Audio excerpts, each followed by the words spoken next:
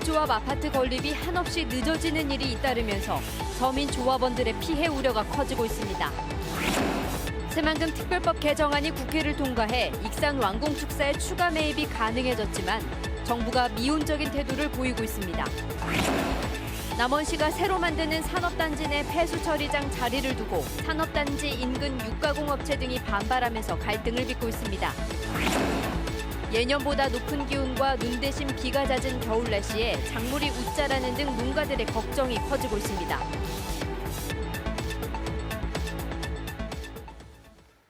여러분 안녕하십니까? 서민들이 저렴하게 내 집을 마련할 수 있다는 점 때문에 지역 주택조합 아파트가 주목을 받는데요.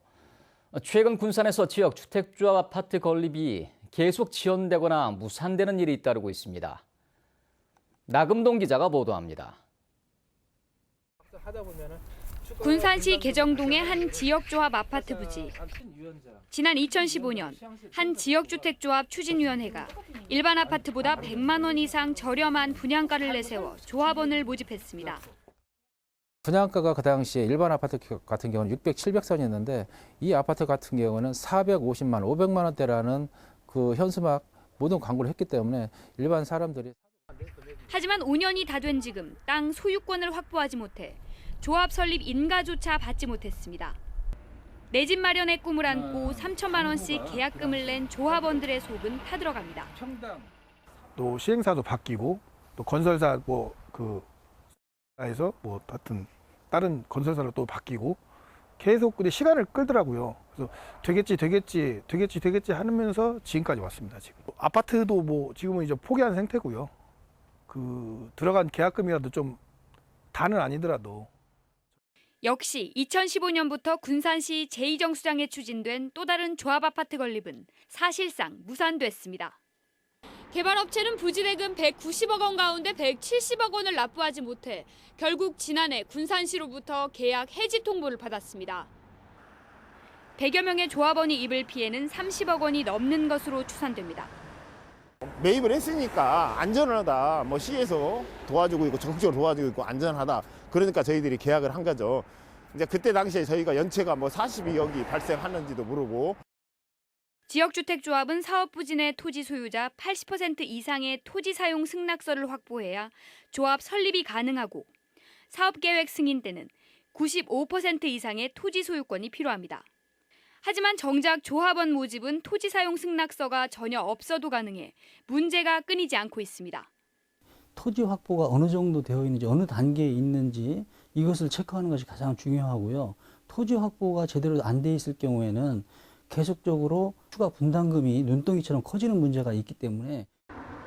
지역주택조합이 실제로 아파트를 짓는 비율은 20%에 불과한 것으로 알려져 투자자들의 각별한 주의가 필요합니다. JTB 뉴스 나금동입니다. 중국의 신종 코로나 바이러스에 감염된 이른바 우한 폐렴 확진자가 국내에서도 확인되면서 전라도가 위기 경보 수준을 관심에서 주의 단계로 상향 조정했습니다. 전라도는 이 확진자와 같은 비행기를 탄 승객과 승무원을 추적한 결과 전북으로 온 사람은 없다고 밝혔습니다. 다만 우한 폐렴의 확산 우려가 큰 만큼 24시간 비상체계를 가동한다면서 중국에 다녀온 뒤 발열이나 호흡곤란 증세를 보이면 반드시 1339번으로 신고해달라고 당부했습니다. 해양수산부가 서해안 최외곽에 있는 섬 군산 직도의 서쪽 끝에서 반경 5.5km까지 해역을 수중 레저 활동 금지 구역으로 지정했습니다. 이곳은 공군 사격장으로 쓰이는 곳으로 해수부는 1년에 약 220일 동안 진행되는 사격 훈련으로 다이버의 안전이 우려돼 이번에 처음으로 금지 구역으로 지정했다고 설명했습니다. 수중 레저 활동 금지 구역에선 스킨 다이빙과 스킨 스쿠버 같은 수중 레저 활동이 금지되며 위반하면 100만 원 이하의 과태료가 부과됩니다. 남원시가 삼해면에 대규모 산업단지를 조성하고 있습니다. 입주기업이 배출하는 폐수를 처리하는 시설도 단지 안에 만들 계획인데요. 이 폐수 처리장의 위치를 두고 갈등이 심해지고 있습니다. 오정현 기자의 보도입니다. 남원시가 2017년부터 1,000억 원 가량을 들여 만들고 있는 일반 산업단지. 77만 7천 제곱미터 부지 조성 공사가 곧 마무리되는데 갈등이 불거졌습니다. 제가 서 있는 이곳은 산업단지의 끝단입니다. 남원시는 이곳에 하루 2,000톤가량의 오폐수를 처리할 시설을 짓겠다는 계획인데 바로 맞은편, 그러니까 몇 발짝 떨어진 거리에 있는 오리고기 가공업체와 일부 주민들이 이 폐수 처리장을 강력하게 반대하고 있는 겁니다.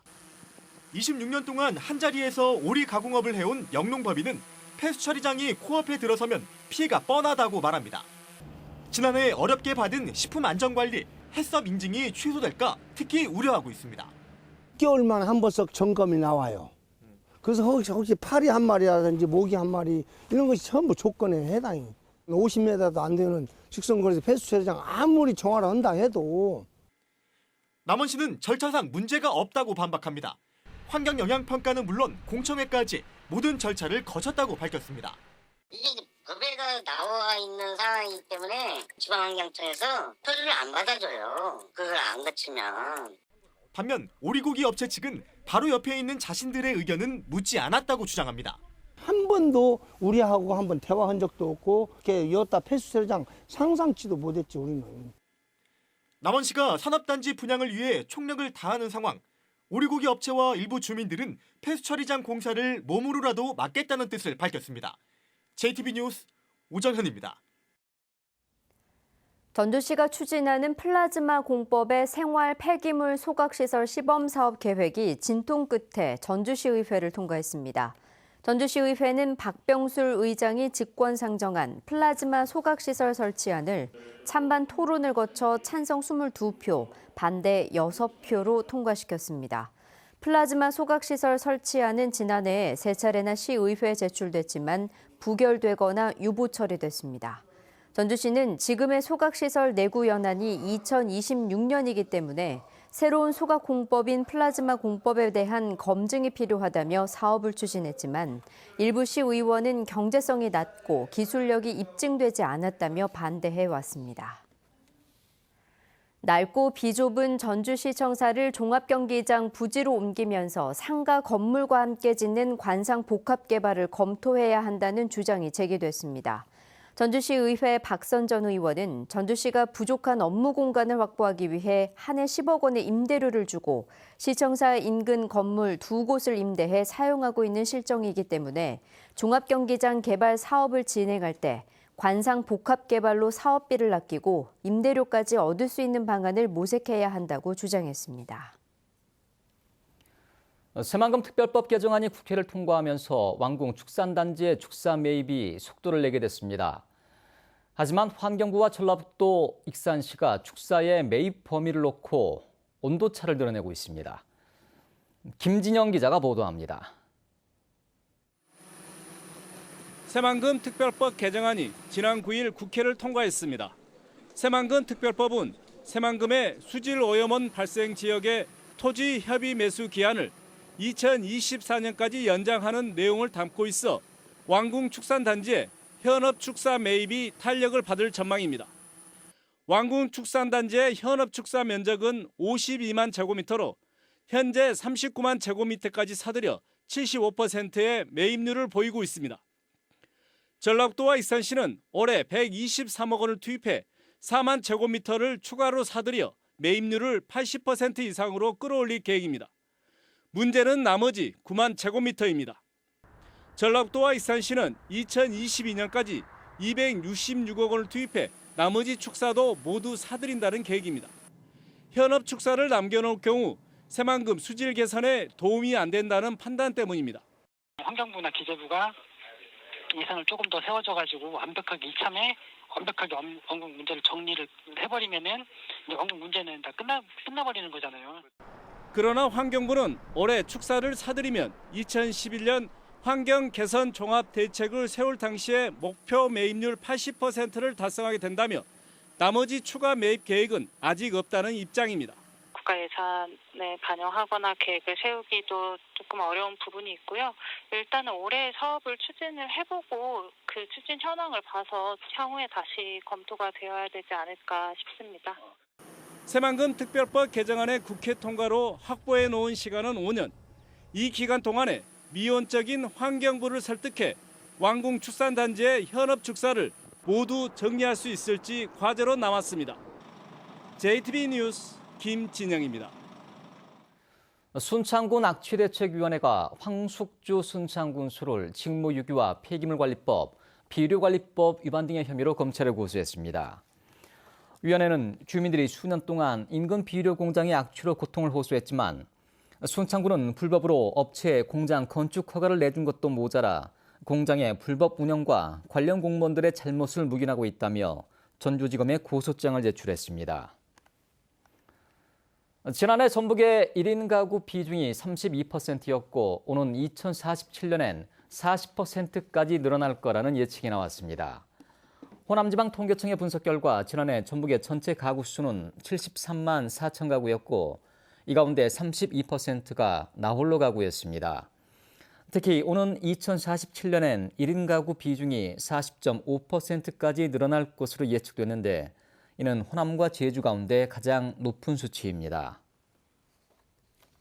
겨울이 맞나 싶을 정도로 따뜻한 날씨가 농가는 달갑지 않습니다.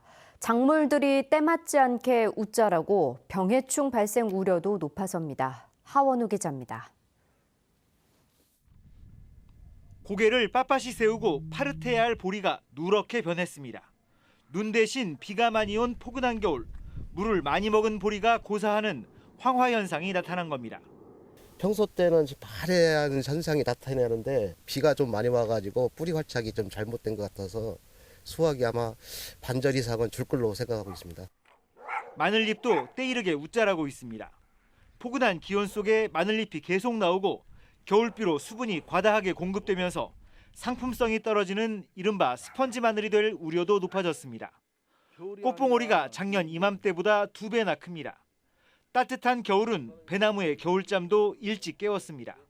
벌써 속살을 드러내고 꽃을 틔우려는 봉오리도 있는데 이러다 갑자기 한파라도 들이닥치면 어느 피해를 피할 수 없습니다. 병충해도 걱정입니다. 날씨가 더우니까 지금 물을 올리고 있어요. 지금 동절기가 돼서 끝에 물이 안 올라와 있는 상태야 하는데 모든 병해충이 얼어야 하는데 얼지 않고 따뜻하니까 그대로 생존하고 있어요. 겨울잠에서 깨 눈이 트는 바라기에 이른 과수는 철저한 보온 관리가 필요합니다. 과수에서 이제 저온 피해라든지 동해 발생 우려가 높습니다. 때문에 가지치기를 이제 조금 더 늦춰주면 이런 동해를 예방하는 데 도움이 됩니다. 한 해 농사를 지으며 보통은 한시름 쉬어가는 계절. 유난히 따뜻한 겨울을 보내며 농민들은 걱정이 깊어집니다. JTBC 뉴스 하원호입니다.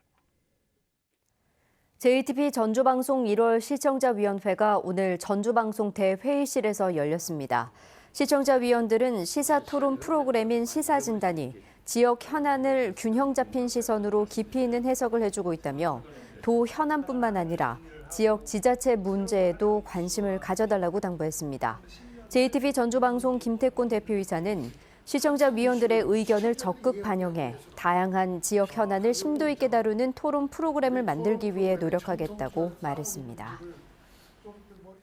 전북도의회가 음식물 찌꺼기를 잔존물 2% 이내로 줄이는 음식물 소멸기의 기술 개발을 둘러보고 관련 기술의 확대를 제안했습니다. 도의회 강용구 농산업경제위원장은 음식물 쓰레기의 경우 악취나 폐수 같은 환경 문제를 일으키는데 최근 한 중소기업이 음식물 찌꺼기를 대부분 소멸하는 기술을 개발했다면서 이 기술의 확대 적용 여부를 검토하겠다고 밝혔습니다. 홍남기 경제부총리 겸 기획재정부 장관이 설 명절을 앞두고 군산 공설시장을 찾았습니다. 홍 부총리는 상가를 돌며 온누리 상품권과 군산사랑 상품권으로 과일과 떡 등 성수품을 구매한 뒤 군산 조선소와 GM 군산 공장의 이딴 폐쇄로 어려움을 겪고 있는 상인들과 새해 인사를 나눴습니다. 이 자리에서 홍 부총리는 침체된 전통시장이 활력을 되찾을 수 있도록 적극 지원하겠다고 밝혔습니다. 전북지방 중소기업청과 유관기관 직원 200여 명은 오늘 전주 신중앙시장 등 도내 6개 시 지역 주요 전통시장에서 현장 캠페인과 장보기 행사를 진행했습니다. 이들은 온누리 상품권의 홍보 리플릿과 장바구니를 시민들에게 나눠주며 전통시장 이용을 독려하고 제수용품 장보기 행사를 진행했습니다. 이달 초 군산 문여도 인근 해상에서 발견된 시신이 김양식장 관리선 전복 사고로 실종됐던 선장 49살 신모 씨로 확인됐습니다. 군산해양경찰서는 지난 1일 문여도 남쪽 900m 해상에서 시신을 발견했다는 어민의 신고를 받고 출동해 국립과학수사연구원에 DNA 감정을 의뢰한 결과 시신이 선장 신 씨로 최종 판명됐다고 밝혔습니다. 내일은 오전부터 비가 내리겠습니다. 남부 지역을 시작으로 오후엔 전 지역으로 확대돼 모레 낮까지 오겠습니다. 양은 10에서 40mm로 제법 많겠습니다. 내일 아침 전주의 기온은 0도, 장수와 무주는 영하 3도로 오늘보다 3도가량 높겠습니다. 낮 기온은 6도에서 8도로 오늘과 비슷하겠습니다.